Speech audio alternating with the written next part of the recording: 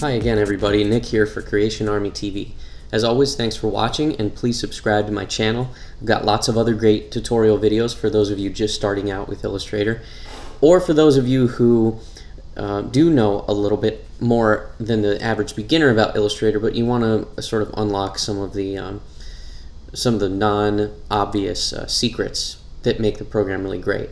So with that said, let's jump into this should be a quick video talking about clipping masks. If you've never used clipping masks before, what they are is a great way to contain artwork inside of a custom shape.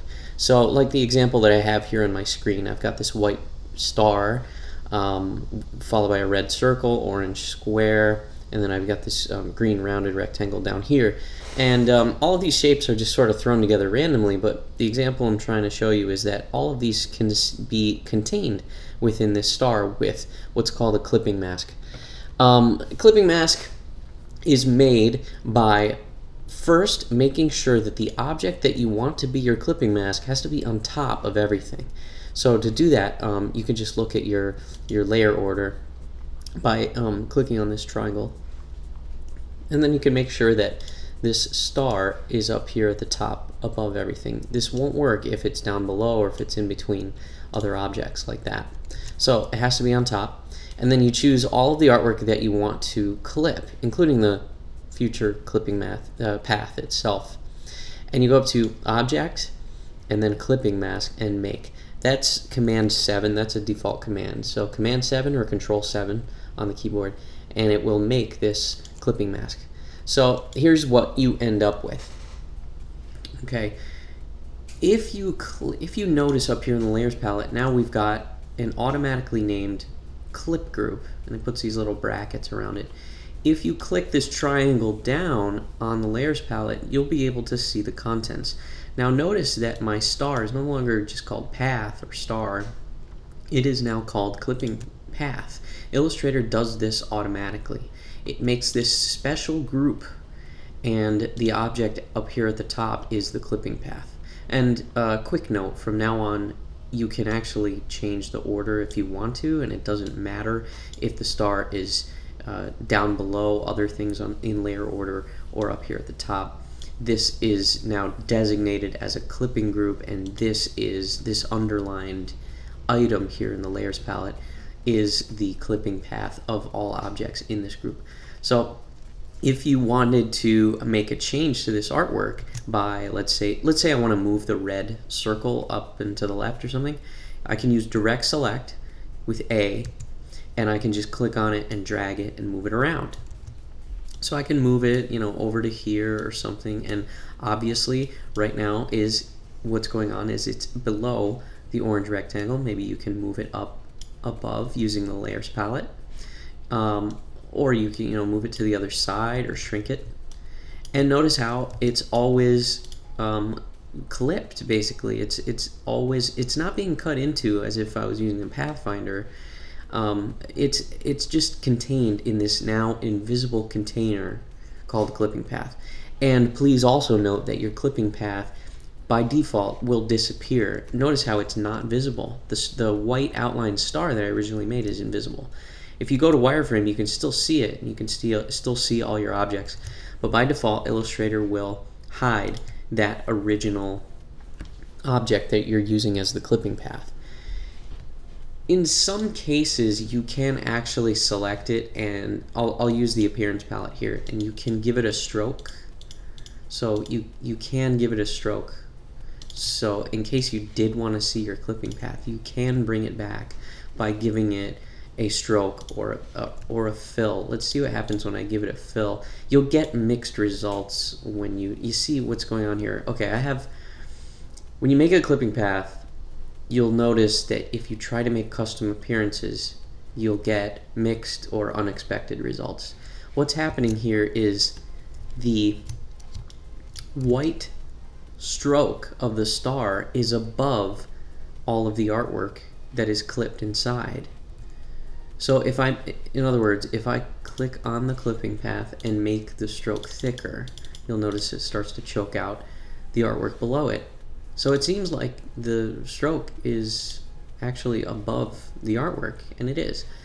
But then what happens when I take the fill and make it a different color? Notice how the fill is appearing behind the objects. So it's almost as if the star is down below everything.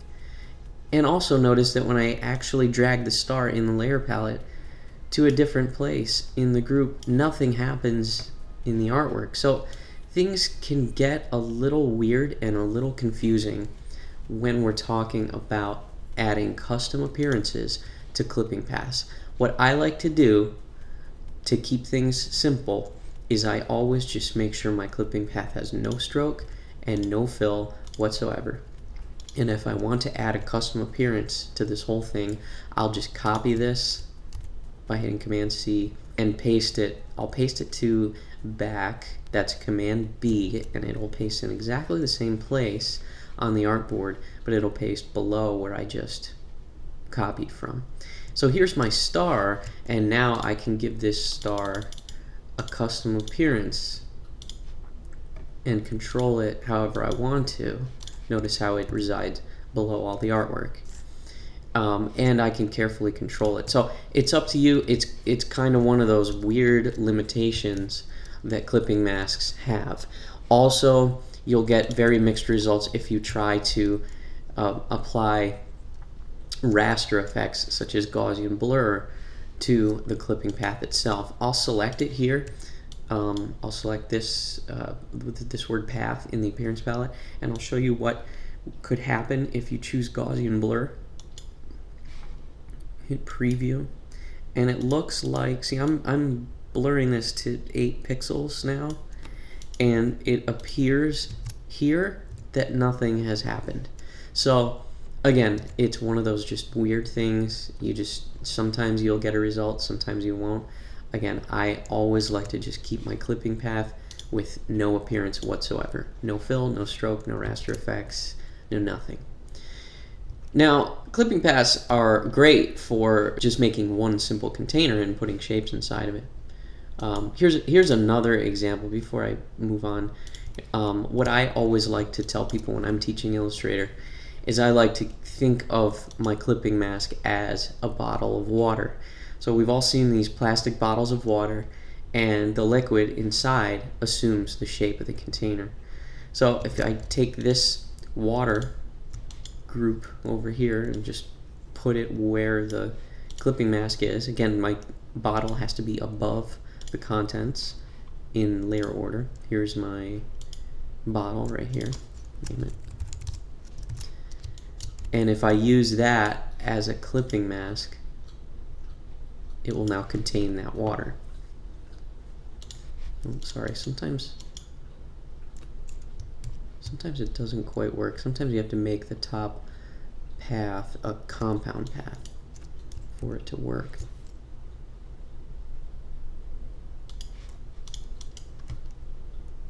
Oh, I'm sorry. The reason it's not working was because I had my bottle below this set of bubbles. So I have to raise this up to the top. This is my bottle clip shape. And then you select them all and make a clipping path. So again, the bottle disappears, but the water object is now in the shape of the bottle. If I direct select on it, you'll see that it actually extends out to here, but it's made invisible because this clipping path area is not visible. So there you go. That's kind of a good way to think about clipping masks. Another great use for clipping masks is with photos. So a lot of times in Illustrator we'll be working with photography in a layout, and sometimes there will be a photo that we have to bring in that maybe has a lot of space, wasted space that we don't need, or we have a very defined area that we need to fit our photo in and we can't go over. We have to, in other words, we have to fit our photo in this area. Or maybe the photo area is an oval and the photo has to go into there, but we got to get rid of all of this extra unused space and maybe just focus on the model's face. So I like to just make a circle or an oval, whatever you need to make, and just place it directly over the photograph. Maybe I'll shift the fill and stroke by hitting Shift X. So now I have this outline circle, and so this is going to be my clipping path. and I'll put it, you know, nicely around her face. Of course, I don't want to get the hard edge of the photograph. I want my clipping path to be contained within the photograph. And then I will select both of these, and I will clip the photograph to just this circular area. Again, it's Object, Clipping Mask, Make. And so now my circle is clipping this area of the photograph. The photograph, if I realize that maybe I want to make it bigger or move it, I can always use A, direct select, and I can click right on the photo and move it around however I need to. And if I want to make it smaller, I'll have to find the bounding box, which in this case is right out here. I'll grab one of the corners, I'll hold Shift, and I'll make it proportionally smaller. So now her photograph is a little bit smaller, but it's still contained within the clipping mask. So this is great. You'll see this in InDesign as well. Mostly every photograph that you bring into InDesign is contained in some sort of clipping mask. But in Illustrator you don't have to, but if you want to get this nice custom shape around the model's photograph, then you can do that. Now, there's no limitation really to like how complex you want to make this shape. If I wanted to pull out the, let me unclip this photograph, and I'll show you what I'm talking about. To do that, you go to Clipping Mask and then Release. So just release the clipping mask there, and the clipping mask is still there. It's just, it remains invisible. I will select it and get rid of it. So if I were to draw by hand with the pencil tool, I'm drawing just an example shape, you know, like this. This can be used as a clipping mask as well.